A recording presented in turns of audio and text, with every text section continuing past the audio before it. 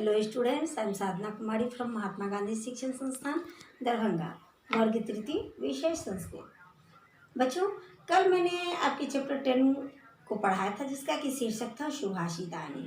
सुभाषितानी में जितने भी श्लोक दिए गए हैं उन सभी को पढ़कर मैंने इसकी हिंदी अर्थ को आपको बता दिया था।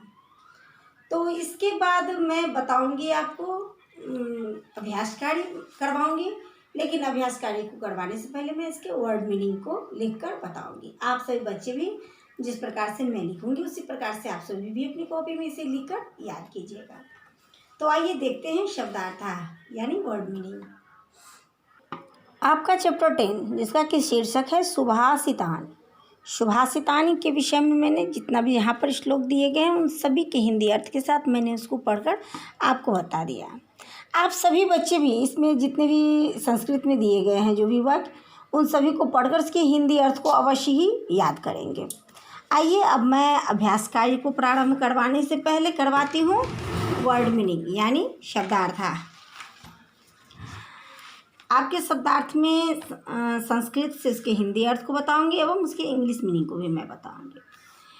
तो यहाँ पर सबसे पहला शब्द है संस्कृत का सर्वभूतेषु। इसका हिंदी अर्थ होगा सभी प्राणियों में।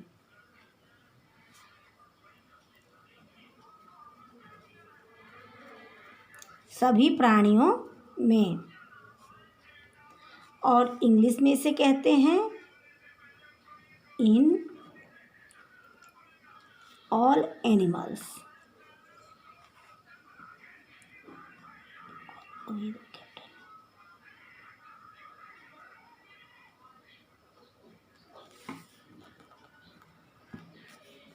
और दूसरा जो शब्द है आपका है पुरुषकारेण।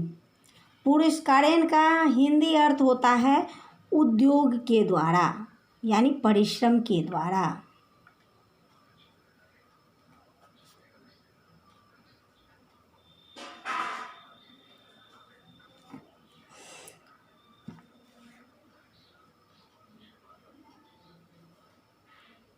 Bye efforts.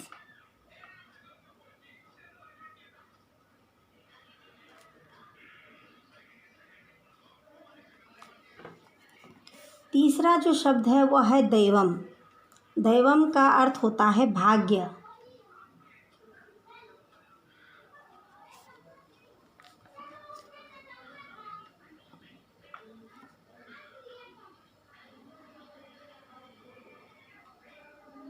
इंग्लिश में उसे कहते हैं फेट।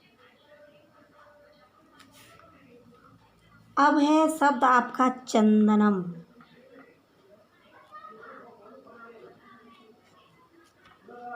चंदनम का हिंदी अर्थ होता है चंदन।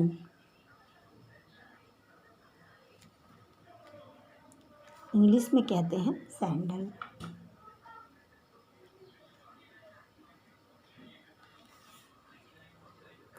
फिर है चंद्रमा। चंद्रमा उन्हें चांद भी कहते हैं और इंग्लिश में कहते हैं उन्हें मून। शीतला। शीतला का हिंदी अर्थ होता है ठंडी।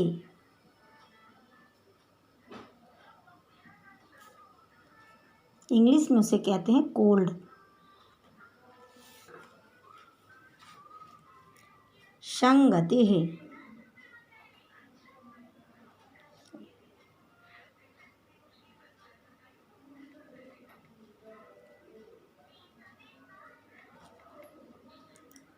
संगति का हिंदी अर्थ होता है साथ।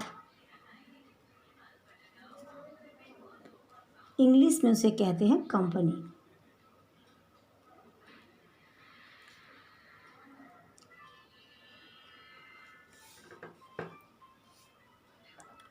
वड़म। वड़म का हिंदी अर्थ होता है श्रेष्ठ।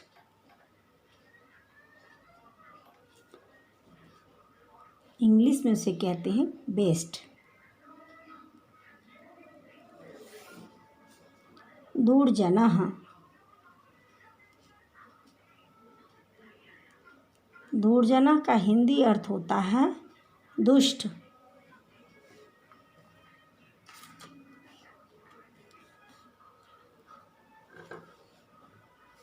इंग्लिश में उसे कहते हैं वीक्ड।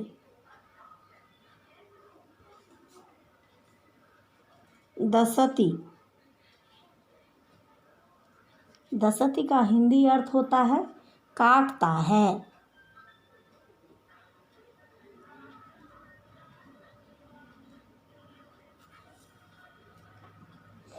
इंग्लिश में उसे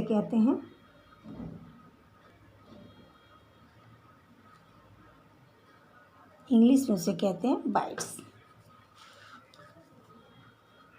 मातृवत।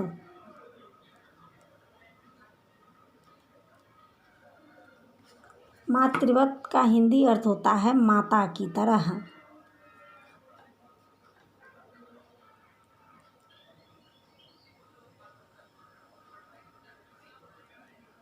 इंग्लिश में उसे कहते हैं एज अ मदर।